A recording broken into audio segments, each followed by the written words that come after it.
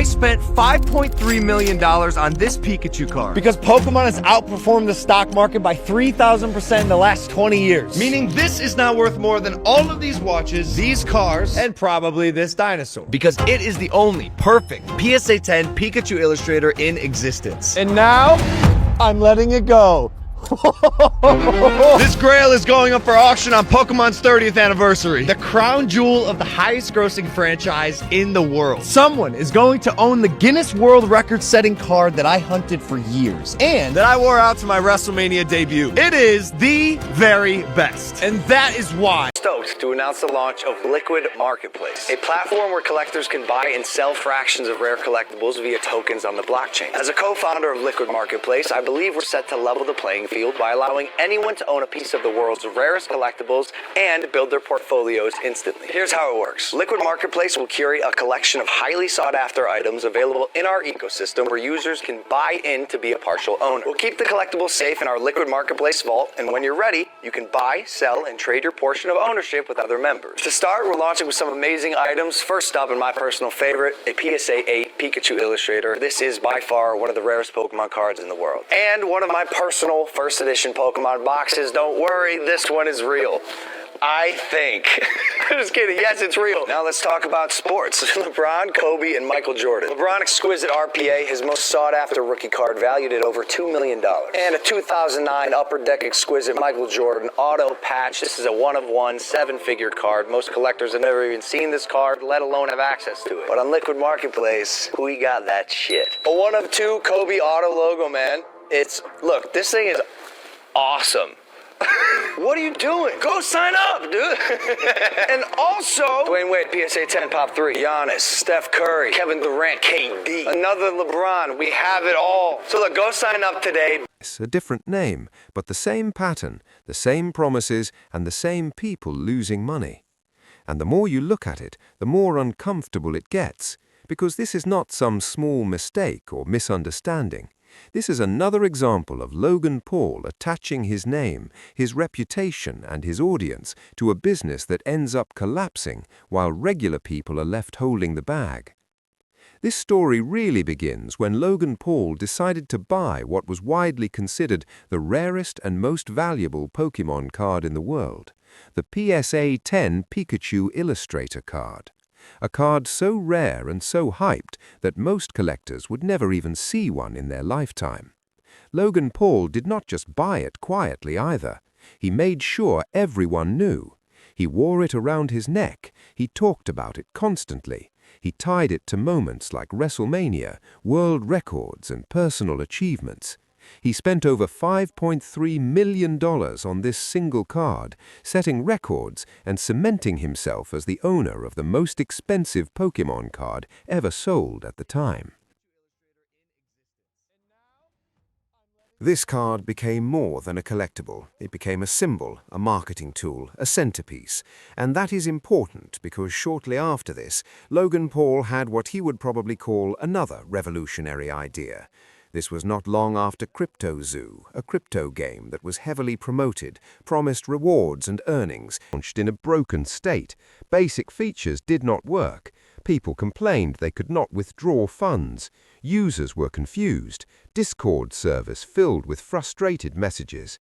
Instead of clear answers, people got defensive responses from the team. This was not a small delay. Some users were waiting weeks and months for payouts that were supposed to be quick. What makes this worse is that fractional ownership depends on trust. If people cannot access their money, the entire concept collapses. And yet, this is exactly what was happening. Voting systems that were promised did not even exist at launch. The very mechanism that allowed people to decide when an asset would be sold was missing. That alone should have stopped everything. And yet, the project continued. Logan Paul continued to distance himself more and more as issues grew. Promotions slowed. His name quietly disappeared from bios. The same pattern seen before. Loud at launch, silent when things break. Things became so bad that users in the Discord were loaning money to each other because payouts were taking so long. Real people, waiting on funds they were promised, needing money for real-life expenses. Meanwhile, Liquid Marketplace kept claiming improvements were coming, that the platform was evolving, that early problems were being fixed.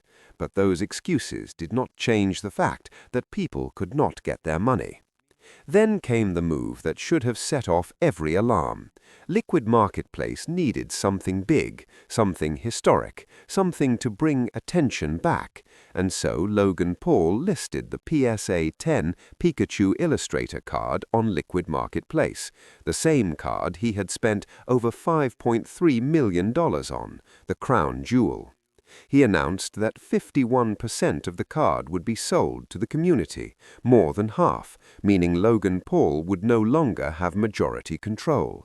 The community would decide what happens to it. Auction, display, storage, everything would be decided collectively. This was presented as the ultimate expression of co-ownership. To make, but yes, I will be. Write your check right now for $2.5 million. You have a deal? Candidly, you guys aren't the only auction place. I want to do the biggest Pokemon and TCG auction ever. I will give you a piece of every single thing that we sell in that auction. We'll make that lot number one. So if I have a $25 million auction and you're getting a piece of it, it's like a royalty, right? I mean, you know, it's free money. I'd love to do business with you. I'm just saying, I think the deal needs to be sweet.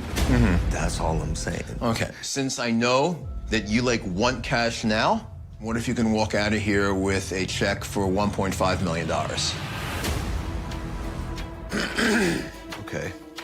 Me walking out of here with essentially would be an advance. Yes. Is appetizing. This particular piece means a lot to me. The 1.5 is nice, but we know his card's gonna sell for 1.5. Of course it's gonna go for more, yes. So it may need to be a little higher. What would make you happy walking out of here late with? Today, right now. Right now.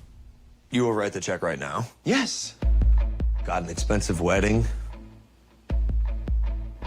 $3 million? $3 million, I'll tell you what. What I can do and I can justify, write your check right now for $2.5 million. In fact, This guy's crazy. 2.5 mil. You have a deal? You are a crazy person. I've been told that before. I have to say, my heart tells me to do this deal with you, and so I will do the deal with you. Great. Great. Now give me that.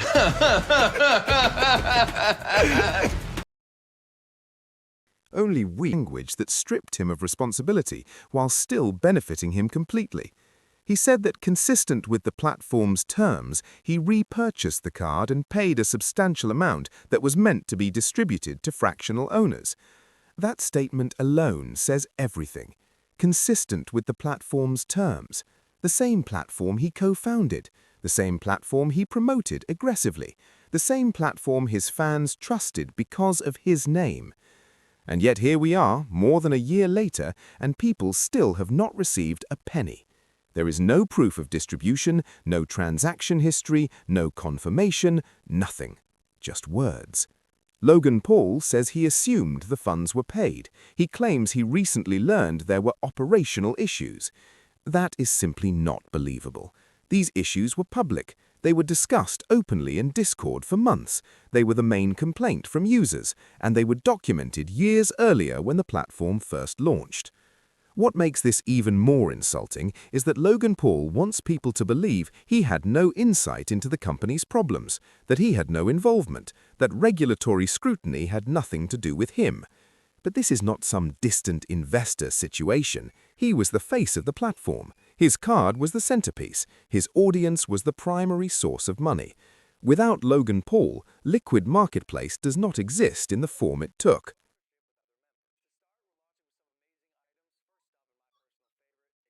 That explains everything. That explains how Logan Paul could repurchase a card he only owned 49% of. That explains how no vote was needed. That explains how the card could be taken out of the vault without community approval, because the ownership was never real in the first place. And this brings us back to the PSA 10 Pikachu Illustrator card, the heart of the entire scheme. The card that was used to lure people in, the card that sold out, the card that generated roughly $2.5 million from Logan Paul's fans.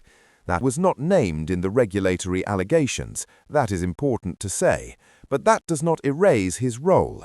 He was the magnet, he was the credibility, he was the reason people trusted Liquid Marketplace in the first place.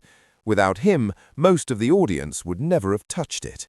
What makes this so hard to swallow is how easily this could have been resolved. Logan Paul is auctioning the card. The simplest solution would be to pay the people who bought into it their percentage. That is it. That is the promise. That is the bare minimum. Instead, people are watching headlines roll in about how much money Logan Paul is making while their funds are still frozen. This is not just about money, it is about trust. Logan Paul's audience believed him. They believed they were co-owning something special. They believed they were part of history. Instead, they were part of another failed crypto project that benefited everyone except them. And now, years later, the same thing is happening again. Another project abandoned, another group of fans burned, another apology disguised as a clarification, another situation where Logan Paul walks away with his asset intact and his money secure. There is a reason this feels like déjà vu, because it is. This is not the first time, it is not the second, and unless people stop paying attention only when things blow up, it will not be the last. Liquid Marketplace is effectively dead, social media abandoned, users locked out, funds inaccessible, regulatory cases ongoing, and the centerpiece asset has been reclaimed and monetized by the same person who told everyone they would own it together. That is the truth of it. No speculation, no exaggeration, just a timeline of promises made, money taken, systems broken, and responsibility avoided. And once again, Logan Paul emerges untouched, while the people who trusted him are left staring at empty wallets and unanswered messages.